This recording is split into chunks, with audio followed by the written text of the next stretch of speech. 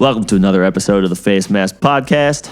Dude, you sound so morose. Why don't you bring some energy, bro? We're talking about the Bills today. Oh, are we talking about your team and you want me to be excited for you? Yeah, because you should be excited for me. Yes.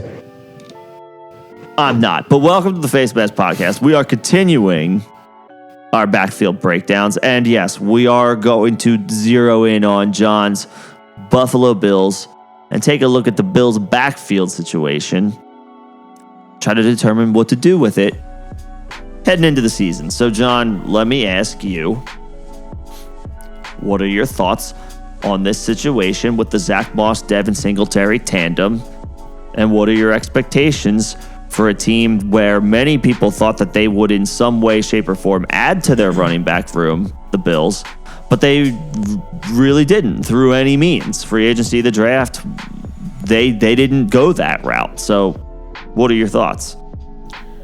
This is probably the least exciting thing about the Buffalo Bills right now. Ooh, but there's a reason to be excited in that lack of excitement. Oh, I'm with you there. But from a public's thought process standpoint, just from what I've heard, from what I've soaked in, from listening to just the grapevines, yep, the interwebs. Nobody's real excited about this group. It's an RBBC. Yeah. And we just got finished talking about rushing quarterbacks and whether or not they vulture touchdowns and how there's really two types of rushing quarterbacks. And this is an offense. Josh Allen is the type king. That vultures He's the touchdown. king. He's that Cam Newton type guy. Yup. So it's an interesting group. Zach Moss, Devin Singletary, Matt Breida, TJ Yeldon, Antonio Williams, for what it's worth. For what it's worth. Throwing them all out there. I think we could say for what it's worth for not just Williams, but also Breida. And who was the fourth guy? Whatever. We're talking Zach Moss and Devin Singletary. There's two names, yeah. Zach Moss is coming into his second year. Devin Singletary is coming into his third year. Everybody thought that Devin Singletary coming off of his rookie season was going to do nothing but go up. And while the rest of the offense around him went up, he kind of stagnated and went down and then lost his job. And then the guy in front of him got injured and then he had to take it back because he was the only guy there. Getting drafted in the 6th round last year, Singletary. Right. He had 2 touchdowns his rookie season. He followed that up with 4 touchdowns, 2 on the ground, 2 through the air. He followed that up with just 2 on the ground in his second season. He got less yardage, even though he got more rushing work. And he got more targets, and he did catch more balls, but he didn't score touchdowns with them. He regressed.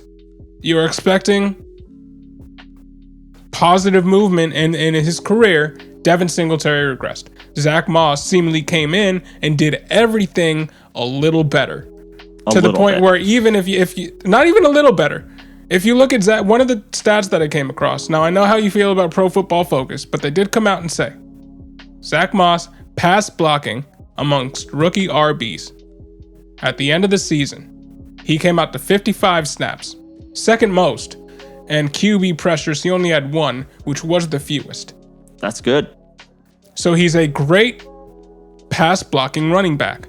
Guy that you want on third downs. Yep. Outside of the fact that he runs in between the tackles better than Devin Singletary. He catches the ball better than Devin Singletary. He has all the traits of a running back you would want. And if it weren't for Josh Allen, I think people would be rushing out to get this guy. The touchdown, the expected touchdown efficiency for Allen, say, in the red zone is what is moving Moss or keeping Moss from going higher. Yeah, I mean, they got a recency bias in their mind, and one of the last times they saw the Bills do well, they were playing the Ravens, and I think they ran the ball twice in the whole game. They just threw it the whole time. Literally. Yep. So I think there is a little bit of recency bias there. I think the running backs are going to get a fair amount of work, and I think the Bills want to make a point of kind of establishing the fact that they can run. And they don't have to just rely on Josh Allen's arm, because it does make them to a certain extent, one-dimensional. You do have to rely on some sort of run game at some point. You do want to be firing at all cylinders if you're going to beat the best teams in the NFL. So it's something that they are going to want to work on. They did bring in Matt Breida, who is super fast. He is fast. And I think it was 2018, he recorded the fastest play in the NFL. He is fast. And he's only 26. This will be his 26-year-old season. So he brings an extra dynamic. He'll be a little bit less fast. He might not be as fast as the fastest man alive, Nick Payne. Little less fast. I am not as fast as the fastest man alive, Matt Breida. I've seen you. I would not win in a race against Matt Breida. Whatever. All right. But Matt Breida is fast. And he brings an extra dynamic to this offense, and I believe they are going to use him. I believe the fact that they did not go out and sign a free agent running back or go out and find one through the draft and says that Matt Breida is their guy right now, in terms of bringing, as far as their some sort of lightning to the thunder that is Zach Moss and Devin Singletary. Like a 1 year, $1 million contract type of. I believe so. What Matt Breida got. Okay, so I know I've said this multiple times before, that anytime a team goes out and commits dollars to a running back in free agency, their intent is that they have some type of plan in place for that player. 1 year, $1 million, like that could be an exception to the perceived rule there. Like there's not a lot of built-in risk with that contract with that team. He still remains a guy that may not. Does he make the team? Obviously, teams carry more than 2 running backs on their roster. They'll carry 4. They'll carry 5. So Breida remains a guy that could make the roster, but like he's also a candidate where if an undrafted free agent emerges who is even marginally better than what the Bills thought he was, like that makes a guy like Breida expendable. To me, there's not really anybody else to talk about in this backfield. I think, and I think that includes Devin Singletary. I think Devin Singletary is about to become an afterthought. I think Moss has the chance to take over in this backfield. I don't think it's the chance. I think the expectation is he's going to be the one to take over. He's going to. Whereas I just said, I think the fact that they didn't sign anybody else or do anything else is a vote of confidence to the fact that they signed Breida. I think it's even more of a vote of confidence to Zach Moss because this guy's unchallenged, really. Yeah, like there's not anything else that's really like Devin Singletary is an okay complementary piece, but if they were in love, we talked about this last year. If the Bills loved Devin Singletary, they wouldn't have drafted Zach Moss. Zach Moss is by every indication should be the guy in this offense, and if he is able to sneak away a couple touchdowns, say 2 to 3 touchdowns away from Josh Allen, you're talking about significant value as late as the 8th or 9th round. Yeah, every time. Sign me up. I think what you're looking at as far as projections for a guy like Moss, excellent 0 running back target, is I'm not expecting anything as far as anything approaching Kamara in this offense. I think we can expect Melvin Ingram when he was on the Saints, or Mark Ingram when he was on the Saints. That type of output, 800 yards, 8 touchdowns from a guy like Moss. I think that's absolutely attainable. He got to 481 and 4 in 13 games last season. With a little less work as a rookie, yeah. Mm-hmm. Eased in a COVID year as a rookie. Right, yep. And still managed to put up the best pass blocking grades of any rookie in the class. So yeah, that's a big not on the stat sheet vote of confidence. Right. The team noticed that. The teams notice that kind of stuff. Smart teams do. The Bills are smart now. Oh yeah. They are smart now. They were dumb for a while. They're looking good now. Right. So I think he really has nowhere to go but up. And the fool's gold that we saw in Devin Singletary doesn't exist with Zach Moss. No.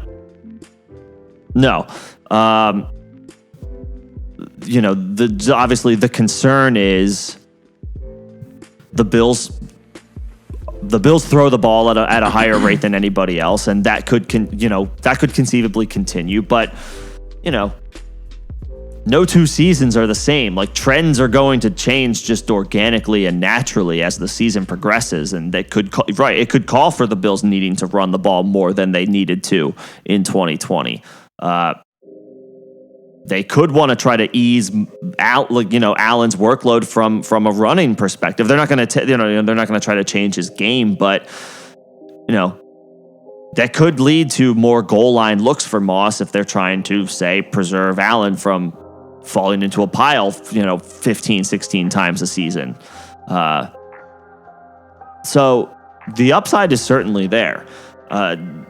Like I said, I was able to get him in the 8th round of a best ball. I think that's a good a good spot to get him at. Makes me want to only draft one running back with my first 2 picks. Get one of the elite tight ends if I can, but if not, just stack stud wide receiver after stud wide receiver. And then Zach Moss is an excellent piece to target later, because you only have to fill one more running back spot. This is best ball. I would not advise that strategy in a redraft league where running backs are more at a premium, so it makes sense to swing for some higher than just once in the first 7 rounds. But for best ball, that strategy is perfectly fine, and Zach Moss is the perfect target for that strategy. Yeah, I made the comparison to Mark Ingram, and Mark Ingram was always an consistent RB2. Consistent RB2. Always RB2. an RB2. Yep. You can get that in the 8th round. He had some huge boom games too, and we're talking about. I mean, that offense was just about as explosive as it got back then, and the Bills' offense is just about as explosive as it gets now. Right. So yeah, go and get the number 1 running back for one of the best offenses in the league. I think that's kind of a no-brainer, and if you're trying to find reasons to say otherwise, I think you're playing yourself a little bit. Yeah. Go target the running back with 8th round value who should start for a top 5 offense. We're just talking in circles now at this point. It just makes a ton of sense. Zach Moss should be a target 80 picks into the draft, because realistically, it's conceivable he goes 30 picks higher next year. Yes. If not more. What do you guys think? Do you guys think that we're completely off base? Do you guys think I'm being a homer? You're crazy. Yes. Or do you guys think that we're right? Because, obviously we think we are. But put your thoughts in the comment section below. Thank you for listening. This is the Face Mask Podcast. My name is John Alsace. That's Nick Payne. Yes, it is. Peace. Bye. That was weird.